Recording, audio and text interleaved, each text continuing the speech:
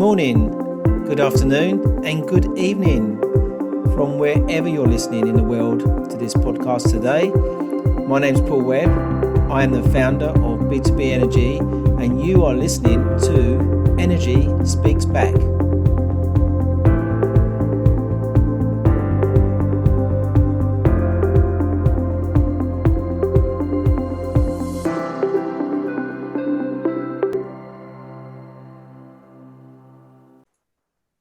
So good evening, everybody, and welcome to Energy Speaks Back. I'm joined by Brian Scott, a very close friend of mine.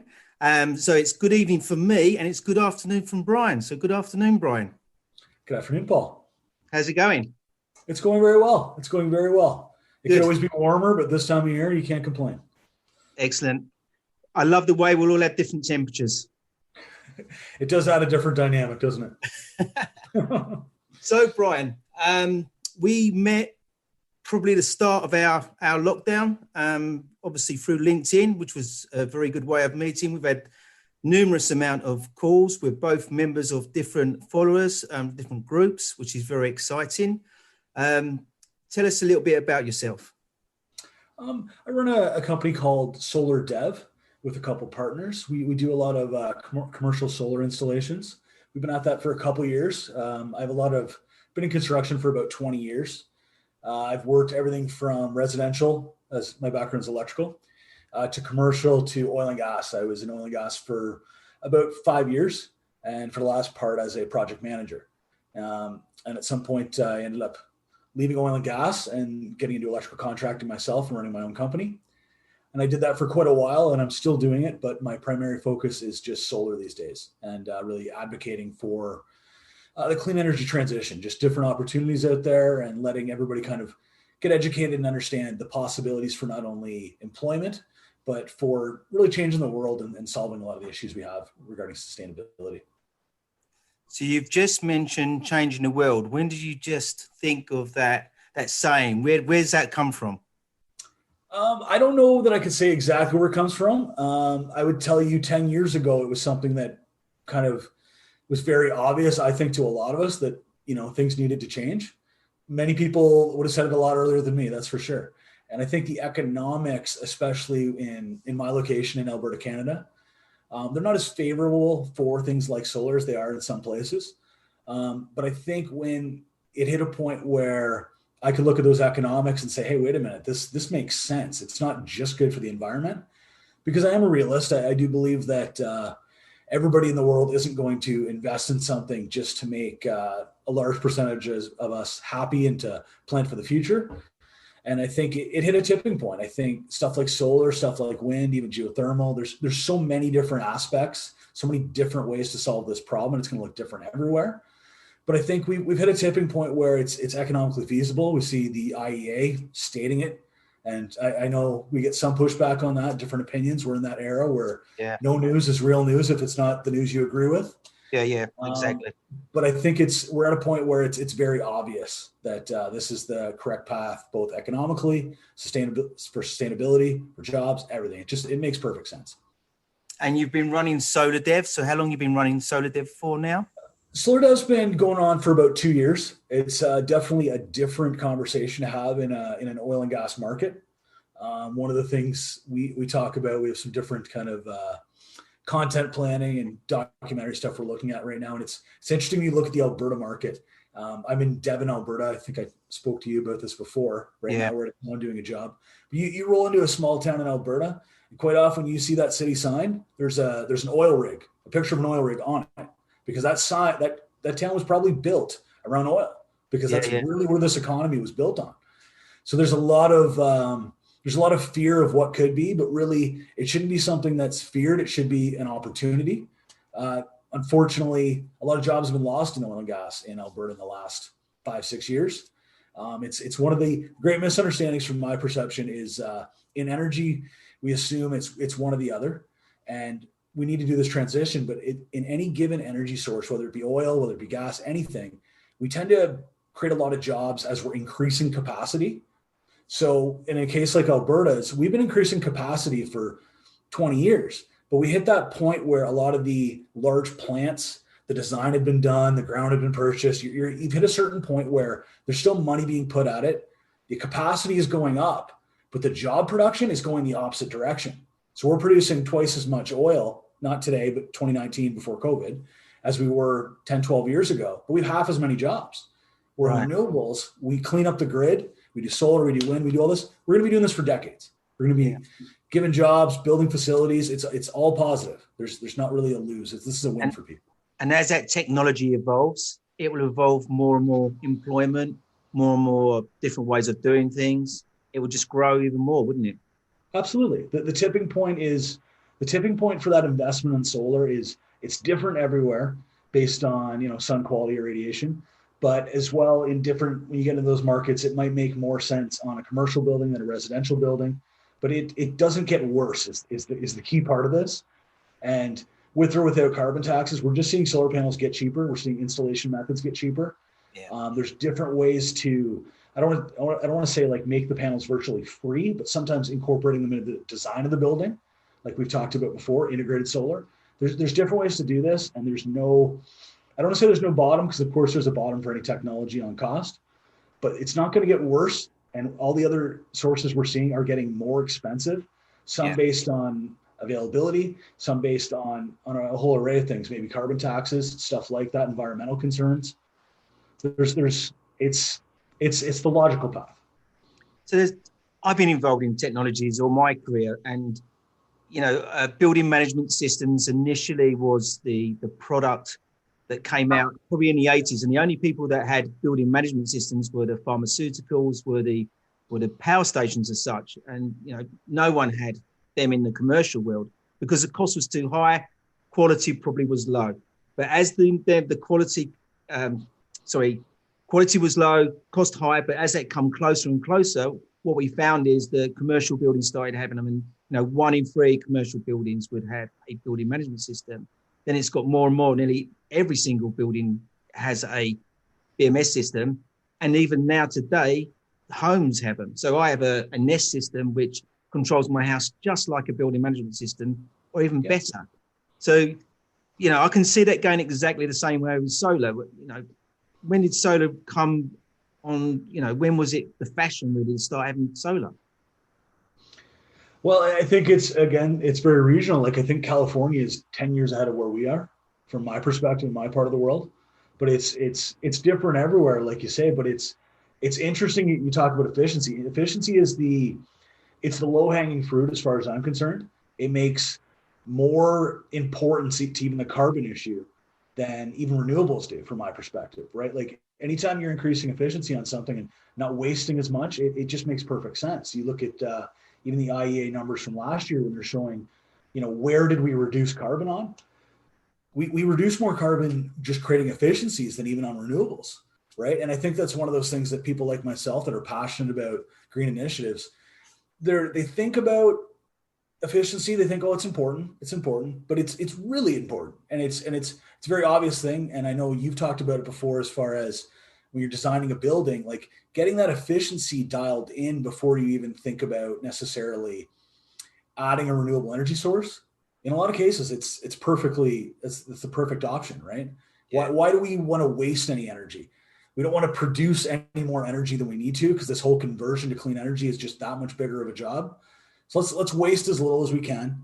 And as you would tell, you've taught me how much money can be saved just by being more efficient. Right. It's a logical investment. Exactly. And I think this is where, we complement each other totally. When you've got and I see it now, the supply side, providing the renewables, and the efficiency side, making sure we're using them renewables the best we can. And then they come in together. And then we've got the other guys that come in within us regarding the environmental side. And that's what I'm trying to promote in these shows, basically. So Brian, we met, I think it's back in March now, and it was through the Clean Energy Revolution. So give us some background on that, because I really like that group. It was a group we put together. I think what it really came down to was meeting so many people like yourself, that we all kind of have, I think, a common vision. We all might have different game plans on how to change the world, but I think we all kind of have that same goal, right? We want to see clean energy being produced anywhere it can be. We want to be efficient. We want to just do a lot of good. And we're quite often 9% of us are business people. Not all of us are. Some of us are students and educators and people like that. But it's a group of people that really anybody can be part of and just kind of network and push the initiative along and work together. It's not political in nature, I wouldn't say. I mean, anything is a little political, but as much as some of the other groups and stuff you might see, I think we just try and educate people, bring different perspectives to it. And it's been great, I think. I know the first couple of weeks of it, I thought, oh, this is a little bit too political. I wasn't too sure of it. But then all the banter started, and then we had to split the two groups up, didn't we? We had to create a chat group because the posting group got too chatty, so we split the two up. Yep. And we've got the chatters 100%. And then we've got the group now, which is, I think that works really well. I think so too.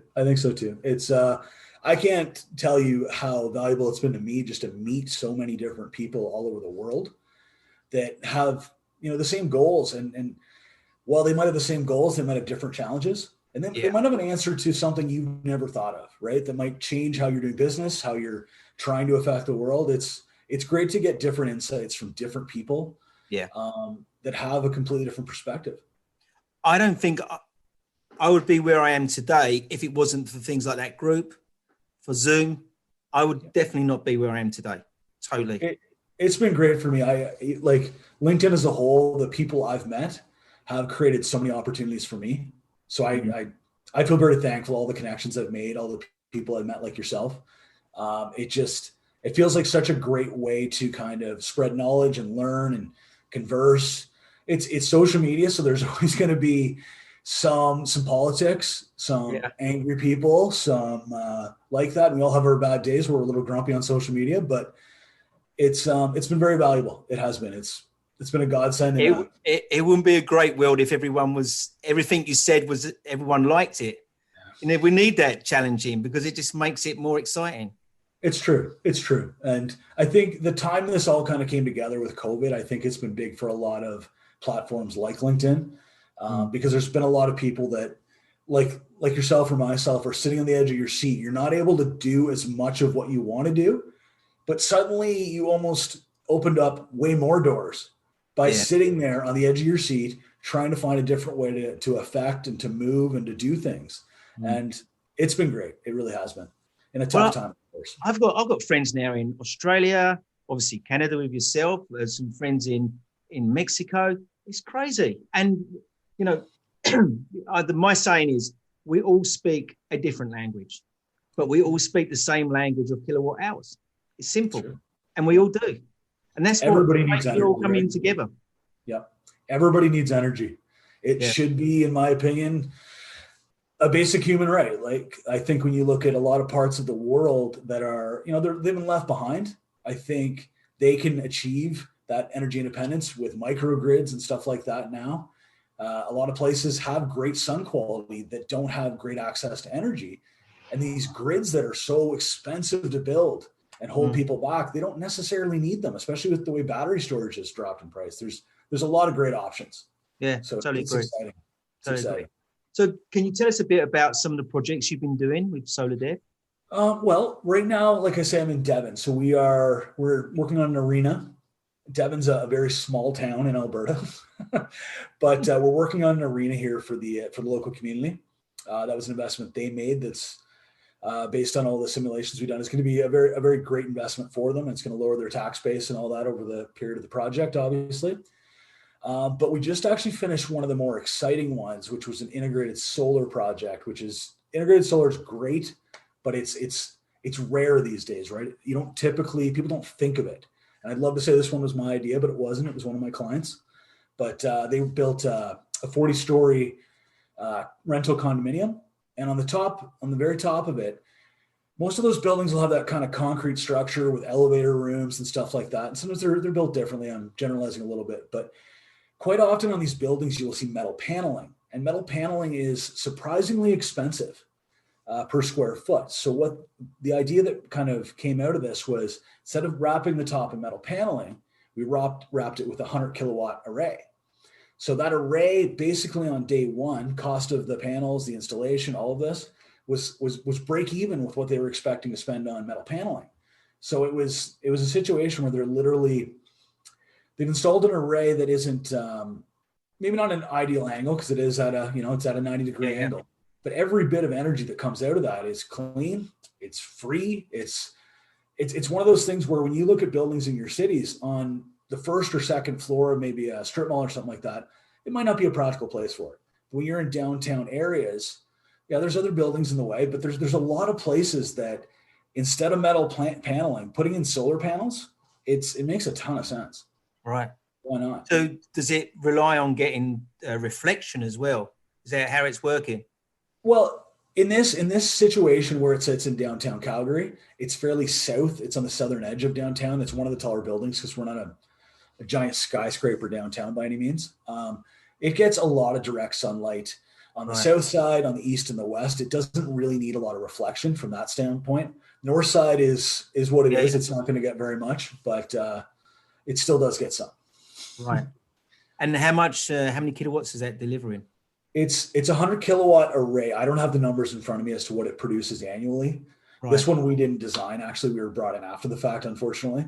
Yeah. We generally do all our own simulation work, but it was definitely a challenging project, even from a safety standpoint. We've got some very interesting pictures of some of our employees 40 stories up on the side of the building, working on jack scaffolding and ropes. And where can people find some of those pictures? Are they on LinkedIn? I think some of them would be on our company. They're on the website right now, I guess, but they're on the company LinkedIn page. We should get them on the website. Well, I'm gonna link your website into the description to this podcast. So if anyone's listening to this point and they want to know more about this, we can go on to that link and we can show people what you've done there, because I've seen some pictures. They look absolutely amazing. It really does. It's different. I got to say, it was a project I was really proud to be a part of and whatnot.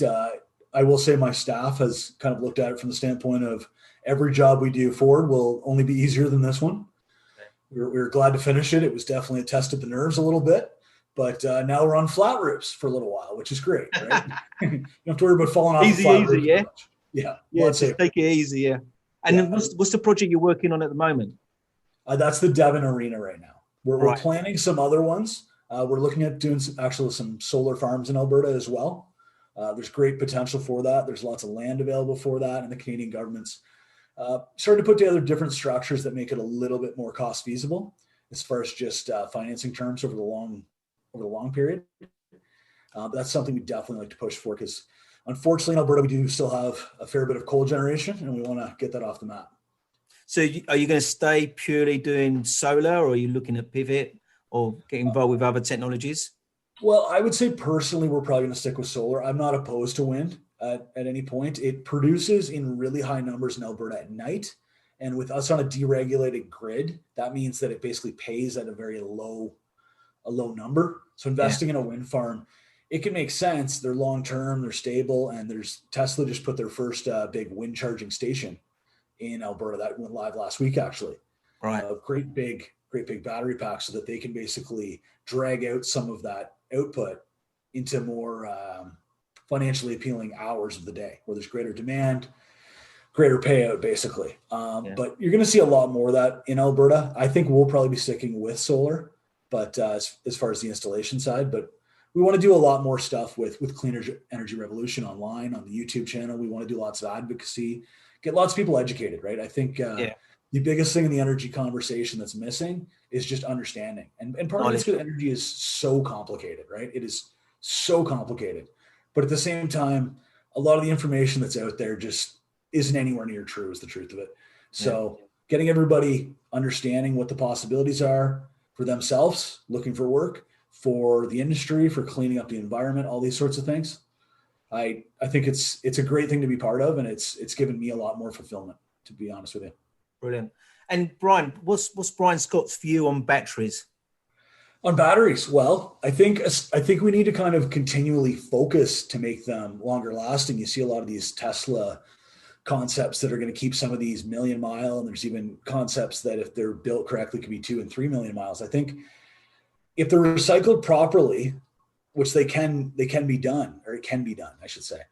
We know that now. We know that we can recycle these. We know that there's not enough companies doing it, but it should be a priority. And it also, even the mining of some of these minerals like lithium brines is something that is readily available in a lot of parts of the world. We need to make sure that we're maintaining a high standard for the mining as far as that stuff goes, and trying to build these batteries better and better so they last longer and longer. Some of the concepts I'm sure you've seen of, you might 10, 20 years after you've owned an electric vehicle, at some point that battery isn't worth you keeping. And that's an understandable thing as technology evolves and the battery gets weaker. But it doesn't mean that battery has to be even recycled at that point. There's a lot of concepts of basically adding them to the grid, right? Because a battery that produces at 20 or 30% might not be great for you to be driving around in. But if you're just adding it onto a grid, how is that a negative, right? So I think batteries are going to be the biggest technological thing in clean energy this decade. I think it's the biggest, most important thing, because now that we have clean energy produced at a cheap enough rate, I think it's all about storing it so that we can use it and make it more readily available. The intermittency issue it's always going to be a factor, but we have to learn to work with it. And places like where I live, where you live, we might see, well, I think you guys have a lot better wind numbers than we do. Yeah, definitely got a lot of wind in the UK, yeah. And we've got the offshore stuff, haven't we? That's exactly. That's going to be really cheap, and it's a lot easier to balance out grids that way. Yeah. But I think we will see some seasonal storage even with hydrogen in my part of the world. Yeah. I was always a fairly large skeptic of hydrogen as far as whether it can be produced cheap enough with the conversion losses. But I think if it's kind of a missing piece to deal with seasonal storage in the interim, I don't think it's a bad thing. But I think we're a long ways before that's an issue. I think that's one of the great misunderstood things when you look at places like Alberta, where we're at like 11% renewables.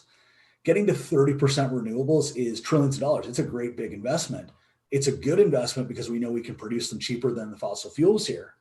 But we have to realize when people say, we've had this conversation recently, Paul, when people say, well, how do you do this? How do you do 100% renewables in this part of the world? How do you do this? How do you do that?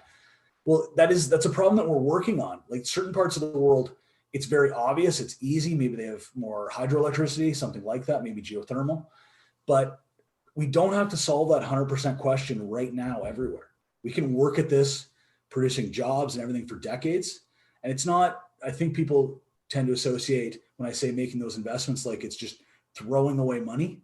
When you look at energy plants, whether they be natural gas or coal or anything, they're replaced every 30 years, stuff like that. Those are the easy ones to replace, as well as filling in renewables in spots where demand is growing, right? It's not that difficult of a thing to plug these things in and add them to the grid. Yeah. Brilliant. Good answers, Brian. You're a dream interviewee, I must admit. So, Brian, look, heard a lot about your business. I want to know more about Brian Scott. So tell us about your background, your family. Okay. Interestingly enough, I grew up on the other side of Canada, and anybody who knows the area, Canada politically is very divided. Where you live tends to affect where you vote, your beliefs, a lot of that. Not to say that it should. It's a problem that's existed for 30, 40 years. And it's not that it's only here. We see this everywhere, right?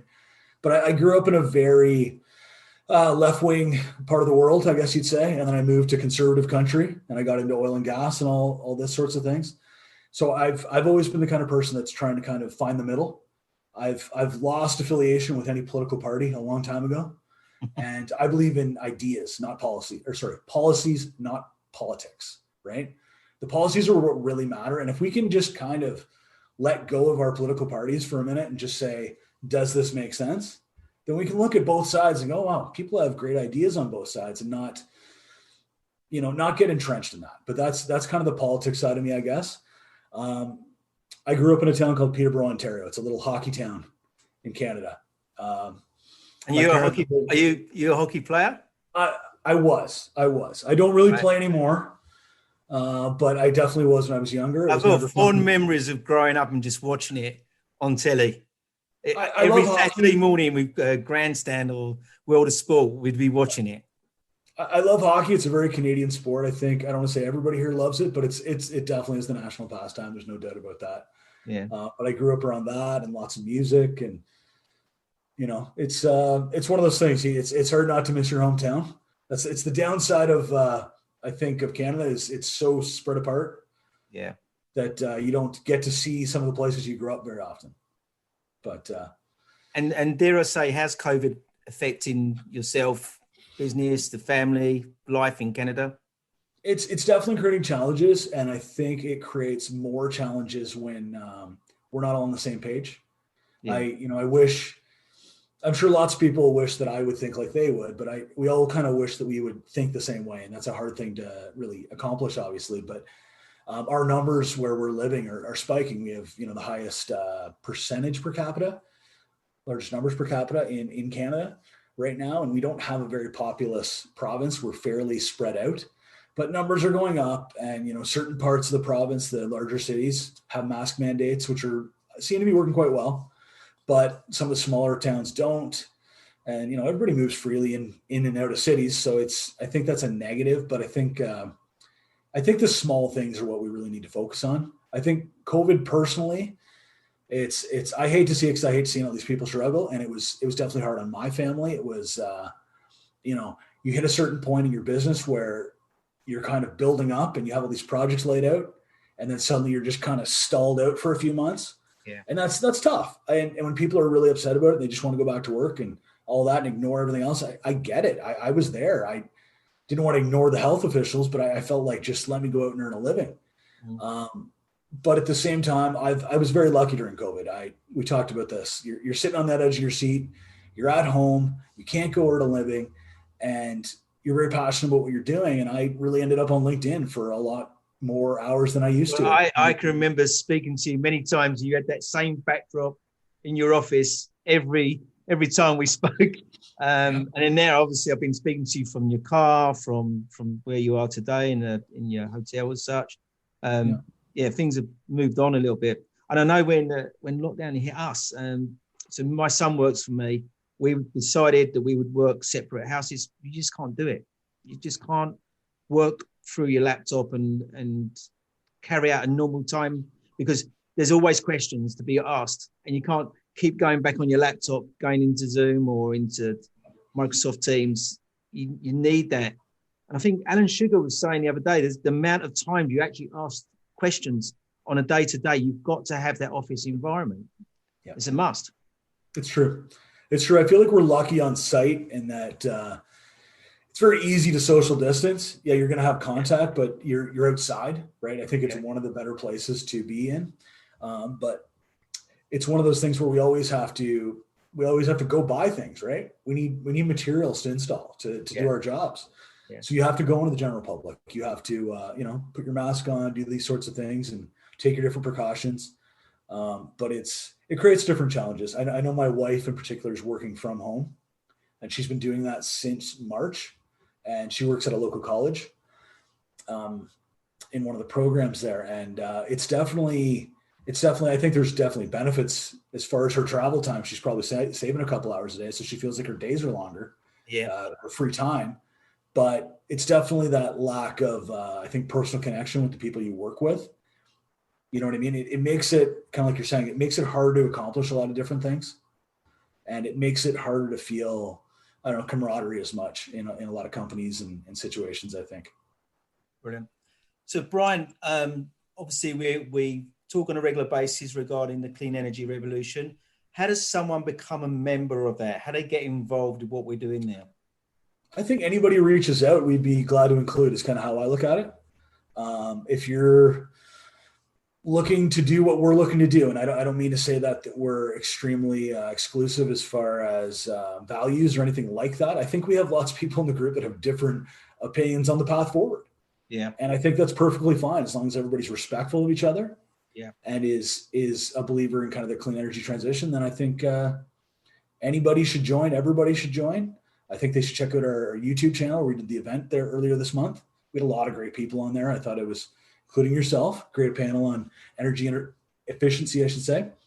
But I think we're going to do more and more events. I'm hoping we're going to include more and more people and kind of build up, I don't want to say a membership like a paid membership, just a membership of people. Yeah. They're all looking to, push things forward. Brilliant. And going back to your point about that, we're made up of different people on that group. And I think I made a point recently where we're all pulling in these different directions, but at the same time, we're pulling into one direction. So we all have our own ways, our own minds, and our own challenges and goals. But them goals all seem to be leading in that same direction, which is perfect, I think. And it does work very well.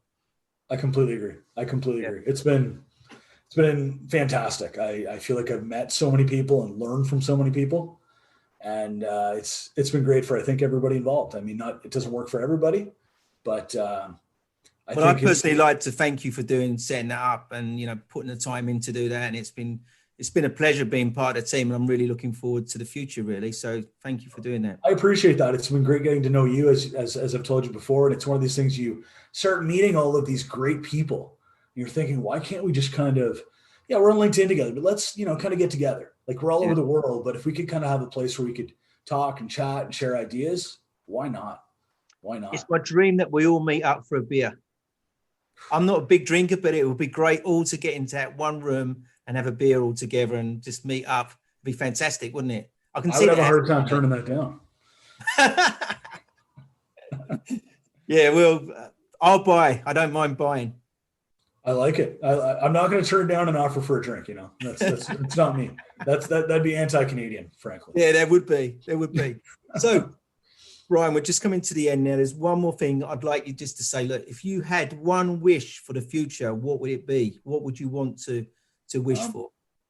I think it's unrealistic to hope that we're all going to have the same goals and values for our economy or for our environment, but a greater understanding, right? If everybody kind of understood the value of certain things or what the potential of certain technologies are, I think that the civil discourse can get a lot better.